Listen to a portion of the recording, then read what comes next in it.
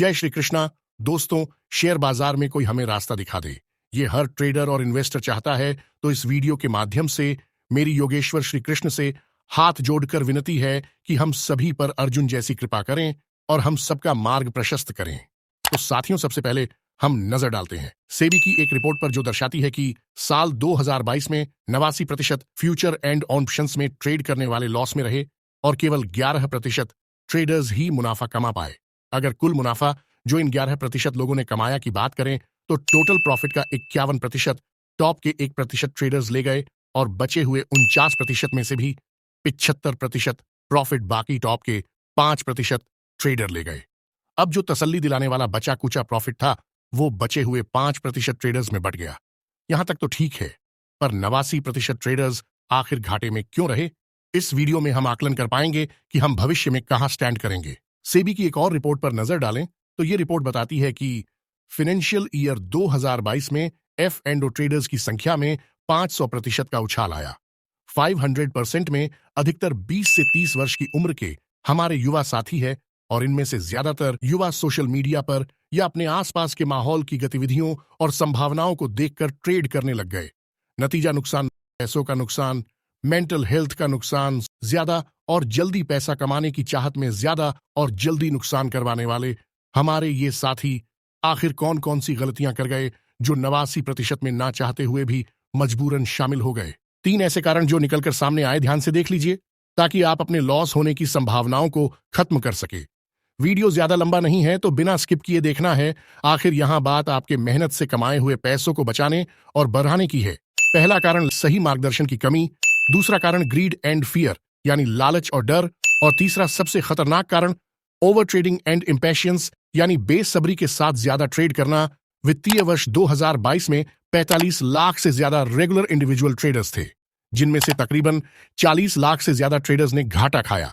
प्रत्येक ट्रेडर के अनुमानित नुकसान की बात की जाए तो ये नुकसान हर एक ट्रेडर को 1.25 लाख रुपए यानी ₹1.25 का हुआ।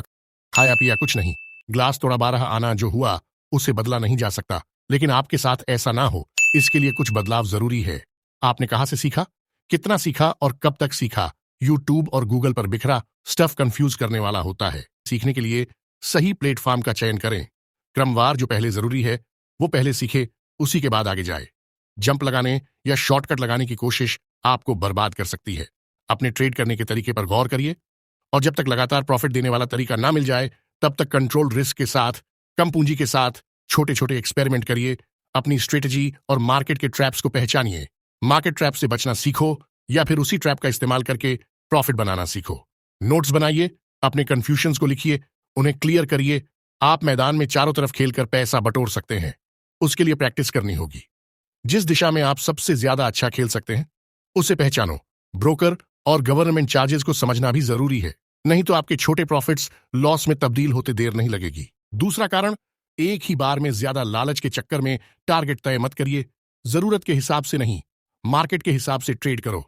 डर की वजह से भी छोटे छोटे स्टॉप लॉस बार बार हिट हो जाते हैं और आपके अटेम्प्ट खराब हो जाते हैं। इसका मतलब यह बिल्कुल नहीं है कि ज्यादा पॉइंट्स के स्टॉप लॉस लगाने हैं। आप मार्केट से कितना कमाएंगे ये आपके हाथ में नहीं है, लेकिन आप मार्केट में कितना खोने के लिए तैयार हो ये आप ही तय करते हो। कंट्रोल्ड रिस्क की स्ट्रेटेजी किसी भी ट्रेडर को प्रॉफिट में ला सकती है। ये एक इफेक्टिव स्ट्रेटेजी है। जो इस स्ट्रेटेजी को फॉलो करता है उसे किसी चीज से डर नहीं लगता। निडर होकर ट्रेड करना एक कला है और लालच एक बला है। यहां ध्यान देने वाली बात यह है कि निडर होने का मतलब बेपरवाह होना नहीं है और लालच का मतलब भी आसानी से मिलने वाले प्रॉफिट खोना नहीं है। जिसने ये कारण समझ लिया उसने इस चक्रव्यूह का दूसरा दरवाजा भी पार कर लिया। अगले वीडियो में आपको वो सटीक तरीके भी बताने वाला हूं कि कैसे ट्रेड लेते समय टारगेट और स्टॉप लॉस लगाना है। तो चैनल को सब्सक्राइब करना मत भूलना, बल्कि सब्सक्राइब कर ही लीजिए। इसमें कोई नुकसान नहीं है और फायदा भी आप ही का है। साथ ही आपका सब्सक्रिप्शन हमें आपके लिए और ज्यादा रिसर्च और एनालिसिस करने की एनर्जी देता है। तीसरा कारण, ओवर ट्रेडिंग एंड इम्पैशंस, बेसब्री के साथ ज्यादा ट्रेड करना। ट्रेड करते समय अकेले रहने की कोशिश की जानी चाहिए। अगर कोई आपके साथ है तो आपका माइंड डाइवर्ट हो सकता है। ये कोई कॉफी शॉप पर बैठने जैसा नहीं है जहां आपको किसी की कंपनी की जरूरत है। ऐसी सिचुएशन से खुद को बचाना है, क्योंकि जब कोई आपके साथ है तो आप प्रॉफिट हो या लॉस दोनों ही कंडीशन में ओवर ट्रेडिंग कर सकते हैं, बल्कि ओवर ट्रेडिंग करते भी है। ये कहना ज्यादा ठीक रहेगा। ट्रेडिंग एक तपस्या है मेरे दोस्त, जो एक निर्धारित फल के लिए की जाती है, और आप एक तपस्वी है जिसे ये तपस्या करनी है। दूसरा पॉइंट है इम्पैशंस। कोई वीडियो देखा और ट्रेड ले लिया, लंच करते करते ट्रेड ले लिया, ना जांचा ना परखा, बस ऐसे ही ट्रेड ले लिया। हाथ में मोबाइल होने का ये मतलब नहीं कि मन मार्फत मनमर्जी से कभी भी ट्रेड ले लिया जाए। अब सब्र का बांध ऐसे भी टूट जाता है कि सीखता ही रहूंगा। ट्रेड कब करूंगा? ट्रेड करने के लिए नहीं सीखना है, क्योंकि ट्रेड में लॉस भी होता है। आपको प्रॉफिट कमाने और पैसा गंवाने से बचने वाला ट्रेड करना सीखना है तो सब्र भी रखिए और यकीन भी रखिए कि वक्त सबका आता है और आपका वक्त नहीं, पूरा दौर आने वाला है। तो ये 3 कारण ही आपके ट्रेड के दुश्मन हैं। इन्हें खुद से दूर रखें। नेक्स्ट वीडियो में फिर मिलेंगे।